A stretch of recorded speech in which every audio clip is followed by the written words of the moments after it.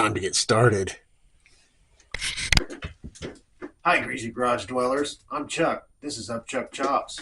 All this stuff behind me, the pink paint and the pink grips, well, they're for this four-wheeler here. I have to finish tearing out the old engine, do some cleanup. You probably don't want to see that. So you'll either get time-lapsed or I'll pick it up here in a little bit. Thanks for watching. 4 bolts and a hose clamp later.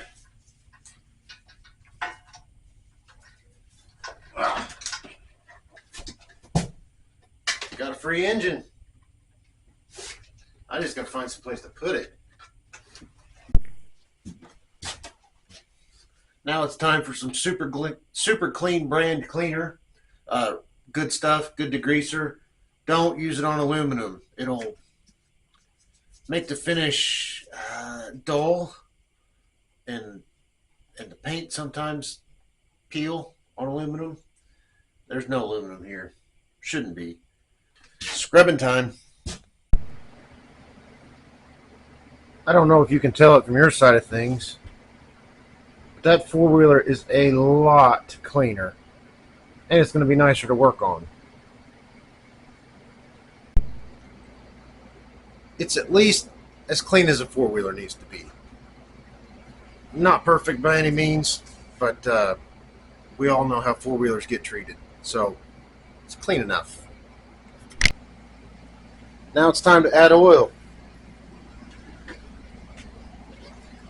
It says capacity is half a quart of 1030 on this Predator 212. Oh no! That didn't work.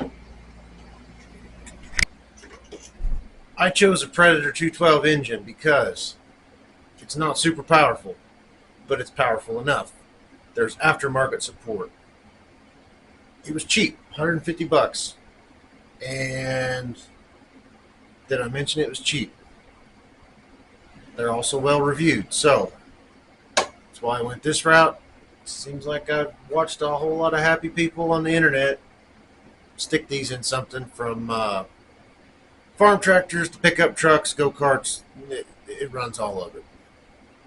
Now that we're cleaned up and I have oil in the new engine, I guess it's time to start mocking up and seeing what fits where and how this is going to work. I peeled some parts off the Predator so it fits nicer in there. Now I have to get my torque converter on so I can make sure everything's running square. I bought this torque converter. It came with couple of different sprockets. The thing that sold me on it was the 3 drive belts. That also sort of might tell me that that's a weak spot. But what do you do? There were no reviews on this, but I don't know. It looks like a pretty good rig. And they sent 2 different kinds of hardware. They sent metric and UNF bolts. I checked in my Predator manual, and it takes UNF bolts. So here we go. This rig eliminated the need for this shaft, so that gave me a little extra clearance over the top of the muffler. I may be changing this anyhow, but let's see how universal fit this universal thing is.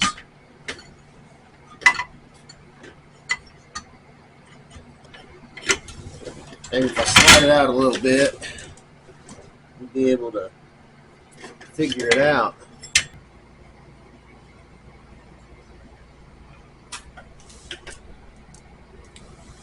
When I mount this up final like, I'm cross-threaded.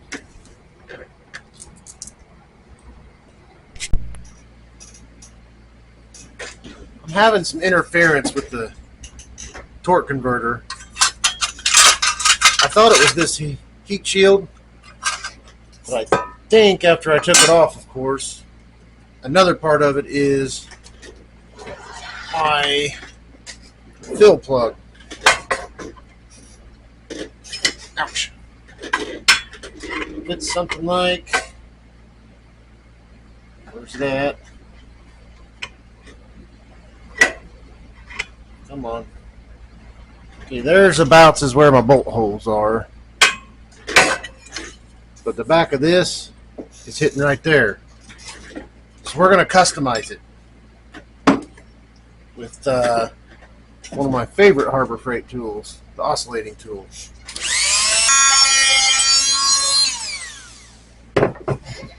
Bet that's hot.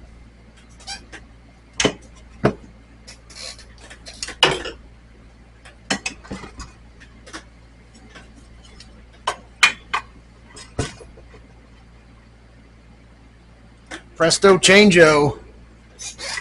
That'll work. Now the other problem I'm going to have is being in that position.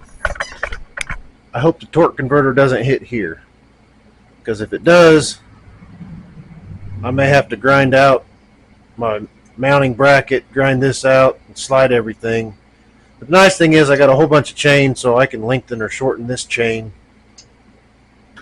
and do the thing. Let's see how it works. Let's see if I can manage this. Holding one hand and putting bolts in with the other. Okay, I can let go now. Since I pretty much have that hanging out, I want to use some orange thread locker. It's tool removable. Since it's hanging there, I can do one at a time and not be trying to put this stuff on while holding the housing, while starting a bolt. That's way too much.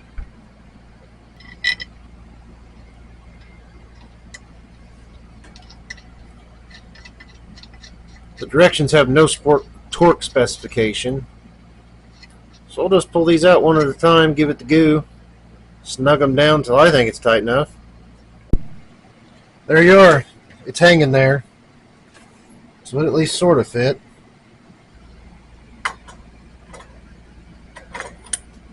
That plate,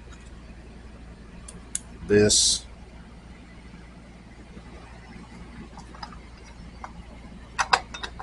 that bit.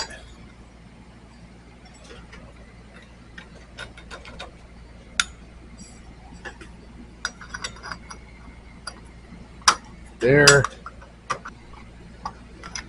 That goes on.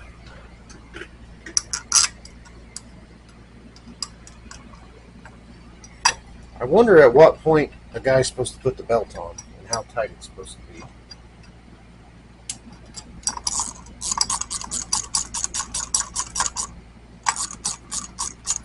Okay.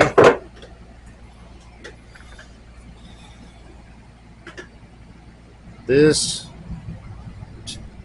side to engine. That is engine. I wonder if I can do this trick. It's the odds of me getting my fingers pinched real bad. Also why I bought two belts. If I mess this one up, I've got two more backups. Okay. I could probably get on YouTube and watch this.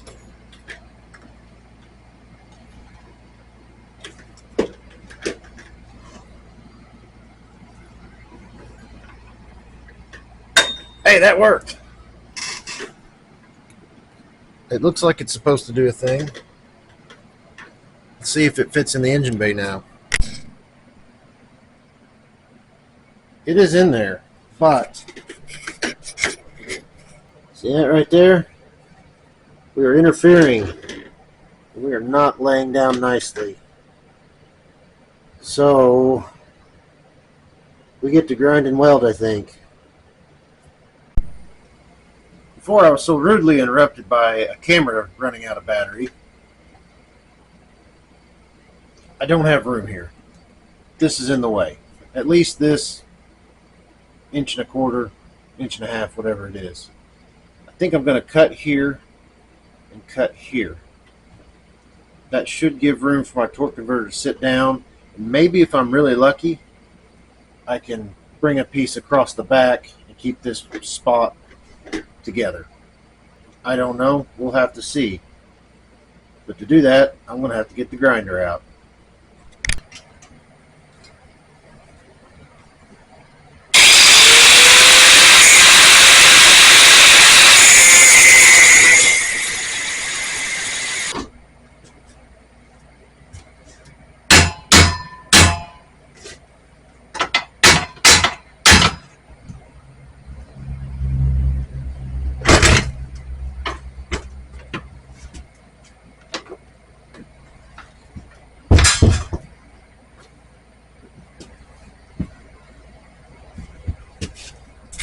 Smarter, not harder.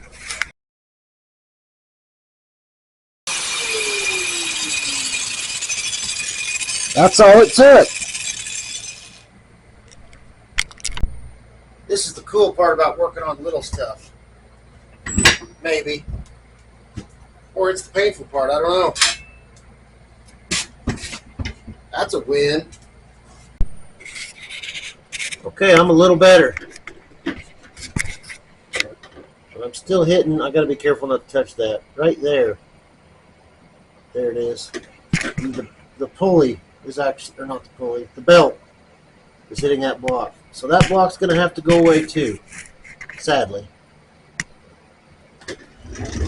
On the bright side, we're closer. Eyeballing down the sprockets, we're closer. So yeah, get that dude out of the way and that'll be that. So this escalated quickly. To fit this engine, I had to notch the mounting plate and the brace that holds it. So I'm going to have to add in a couple more. And I'm going to have to block this mounting plate up to get clearance and give myself room to get it mounted. Now I have to pretend to be a welder for a minute. I'm having some fitment issues with my plate. It's a little too narrow. So I'm going to take the old plate, chop this off. These bolts will still line up with the ones over there. Right there and there. So yeah, I'm going to hack this off and try to use it. Alright, my plate is drilled. My engine is temporarily set. Now I have to check and make sure we're squaring on plane. I don't know what the best way to do this is, but I have this flat fixed point and I measured my sprocket. I'm square to it. So if I take my big square, set it across those to make a plane, and carry that plane out, I should be able to measure on the torque converter housing. It's because geometry. A line through 2 points goes on forever in a straight line. I have one and, well, if I can quit moving it. Got 1 7/8. Then up here, I have 1 7/8 again. So I shouldn't have any binding issues. It looks like I can drill down through my holes and get some good meat on there. And I'll just bolt the mounting plate to the old mounting plate. I've been at this all day. My engine is mounted. I may have to take it back out. I have my I guess primary drive chain connected temporarily. This is for testing purposes only. I learned that from Cars and Cameras. Got a temporary fuel line hooked up. Turn my gas on. My choke is on. I got about half throttle. Kill switch is on. All right. Let's see if the torque converter does torque converting and if the engine runs.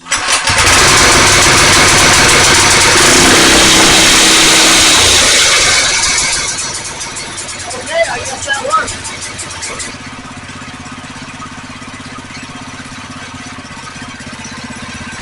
Hey kids, fingers no go there. Ouch.